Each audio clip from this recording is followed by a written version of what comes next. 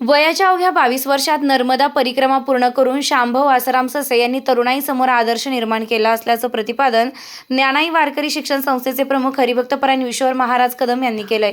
महाराष्ट्र, मध्य प्रदेश, गुजरात व उत्तर प्रदेश 65 दिवसात 4200 किलोमीटर प्रवास पूर्ण केला। या निमित्त 28 जानेवारी रोजी श्याम ससे यांचा सत्कार सोहळा आयोजित करण्यात आला होता। वांबोर येथील मळगंगा देवी येथून भव्य दिव्य मिरवणुकीला प्रारंभ झाला। सुमारे 300 बाल वारकऱ्यांच्या उपस्थितीत हरिनामाचा गजर करत मिरवणूक सोहळा यावेळी पार पडलाय। आध्यात्मिक शांती व समाधान, नर्मदा मातेचं नामस्मरण, कीर्तन, भजन यामुळे मन शांत होतं, ताण कमी होतं आणि सकारात्मक ऊर्जा मिळते। नर्मदा परिक्रमा किंवा पूजन केल्यानं पवित्रता व पुण्य मिळते अशी श्रद्धा आहे। परिक्रमा किंवा कार्यक्रमात सहभाग घेतल्यानं संयम, श्रद्धा आणि सहनशीलता वाढते। सामाजिक एकता, अशा कार्यक्रमांमुळे गावातील व समाजातील लोक एकत्र येतात। एकोपा आणि बंधुभाव वाढतो। संस्कार व परंपरा जपणे, तरुण पिढीला आपल्या संस्कृतीची ओळख होते आणि धार्मिक परंपरा टिकून राहतात। कीर्तनानंतर सूत्रसंचालन प्रसिद्ध निवेदक पत्रकार गणेश आपसे यांनी केलंय।